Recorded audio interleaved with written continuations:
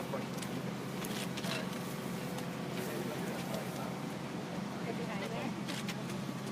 Hey everybody, how are you?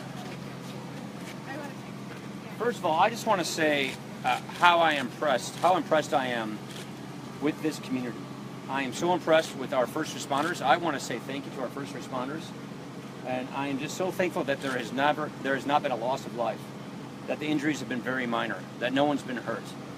The word right now is safety. Our goal is to make sure that we keep everybody safe, and I simply want to thank the mayor, I want to thank the county, I want to thank the state legislators, and especially the fire and the police chief and the first responders for keeping everybody safe and for stepping up and responding so quickly. This happened so fast. It really, really happened so fast that so many people were caught off guard. So it's a real blessing that we did not have the kind of loss of life or injury that could have happened. At this point, we're now in just the assessment stage, and we're in the safety stage, making sure that residents are safe. I know people are frustrated that they haven't had power put on yet, but the We Energies is doing everything they can to get the power on. There's a safety issue involved in that, so hopefully power will be restored tomorrow and done in a safe way.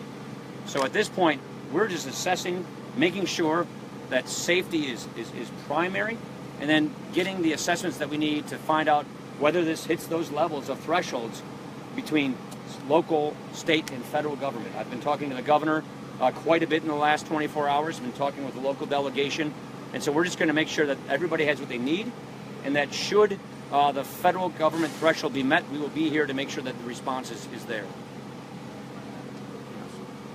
Questions? Mr. Speaker, can you talk about all the different departments coming together and all the help that's been coming? Well, also, I would say I want to thank the mutual aid. I just met with firefighters and first responders from Clinton, Wisconsin, from Janesville, Wisconsin, from Beloit, Wisconsin.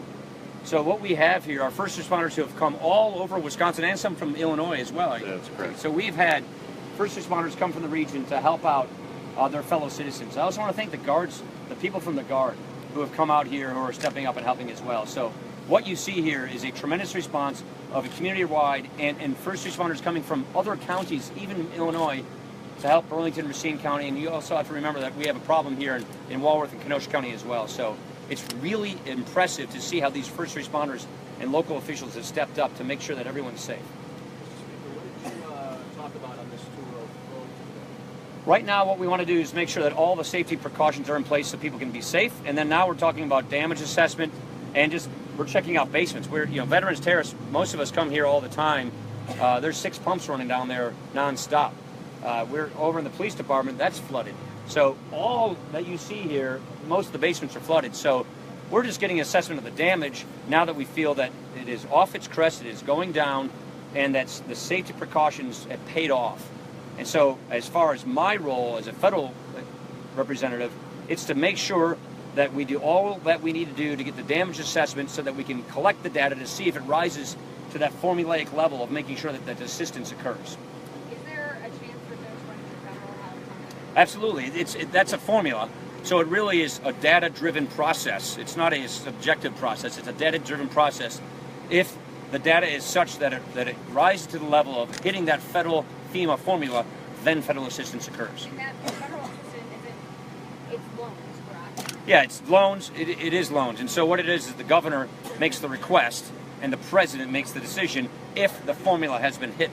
And that's what it will take us some time to figure this out. It'll take a while to figure out just what kind of damage we're talking about here. But I was here in the 2007 flood. This is so much more devastating than the 2007 flood. This is much, much higher than what we had in 2007 when the Fox flooded then. It's important that people who are impacted by the flooding and everything that's happened dial 211 to make sure that they can report those to all the folks who are gathering the data. It's really important that if you've had damage in your basement, if you've had any kind of damage, dial 211. Make sure that the Racine County, Kenosha, and Walworth County folks know exactly what has happened so they can assess that damage to try to reach that threshold. Yeah, I would ask you to emphasize that residents make sure that they actually record their damage and report their damage so we can get a good, accurate damage assessment. Does this incident such as this, over the long term, if they repeat, make you more inclined to tackle climate change in a more robust way? Chuck, I'm just here to look at the damage of the Fox River and the flooding here. I don't want to get into those other issues. And can you talk about the areas that you toured today and what the damage was? Or describe I'm the sorry, I damage, can't hear you. describe the damage that you saw today during your tour of the area. Well, first, like we said, we know this area very, very well. Veterans Terrace, they responded very quickly, and yet they still have tremendous damage in their basement. We still don't even know the extent of it. We're very impressed that the dam is holding here and it's coming off the high, and the park is hit too, but that's holding as well. So you see things like Charcoal Grill, the housing development here, the Fox River State Bank, the police department, everything down from the dam, as you can see, is underwater. So we've had some businesses that are underwater, and we're trying to get We Energies. They're trying to get in there with some substations to get power up and running, to get pumps running, and to get these businesses back in business. So I know people are frustrated that power isn't on, but there's a safety issue. You want to make sure that you turn the power on without having safety problems when that happens. Right. So that's why we're hoping that can be done as quickly as possible, but also safely. And that's why We Energies here working overtime. What's the biggest thing that stood out to you today?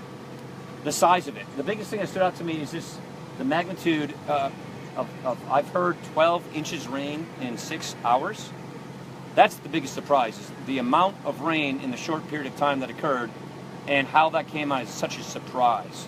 So you get that kind of rain in that short of time, and I'm really impressed and surprised that no one was hurt and we have not had any loss of life. I chalk it up to the first responders and to the people responding quickly and appropriately. So I'm just thankful that we have not had any loss of life with this kind of rain, with this kind of flooding. This is nothing like the 2007 flood. This is much worse. Thank you, everybody. Appreciate it.